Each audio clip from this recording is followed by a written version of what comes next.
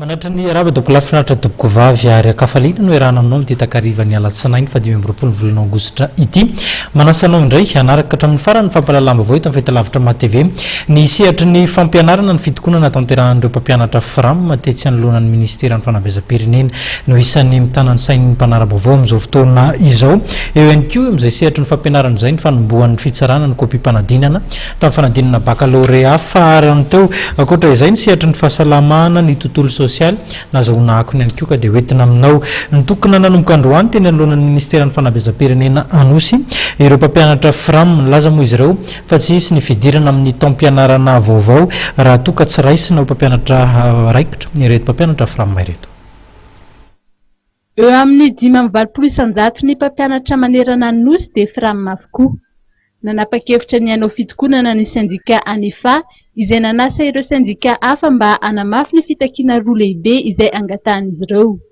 Ny etika fitakiana moa dia nitanterahana teo an-tokotanin'ny ministeran'ny fanabeazam-pirenena ihany. Tsotra ny zavatra angatahanay anankiroa. Voalohany, recrutement ny mpampianatra fram rehetra tsy isan-kanavaka. Faharoa, tsy misy fandoavam-bola amin'ny sekolim-panjakana amin'ity taom-pianarana ity.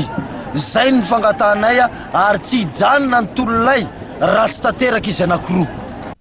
Voalazan'ny fitondram-panjakana moa fa ray alina ireo mpampianatra fram izay horaisina ho mpiasam-panjakana. Ny mpampianatra fram nefa miisa 5,7 alina manerana anosy. Zay tsy manaiky an'ilay 10,000 poste satria fizarazarana ny mpampianatra fram zany. Fanaovana tsintsinina ny mpampianatra fram zany. Raha tanteraka ny fandoavana maimaimpona amin'ny sekolim-panjakana. Inona ny karama raisin'ireo mpampianatra fram ireo 65,000 satria isanay maneran'ny Madagasikara 75,000 10,000 aminay nefa ho raisina mpiasam-panjakana dia ny ambiny ho aiza. Ary tsy fidiny ho an'ny mpampianatra non sub, tsy fidiny ho an'ny mpampianatra no ibetona fa niaritra marary tato amin'ny fampianarana tato izy dikan'izany omeo valiny. Raha pitso dia hanamafy ny laharan'ireto mpampianatra fram ireto ny ray aman-dren'ny mpianatra raha ny fantatra.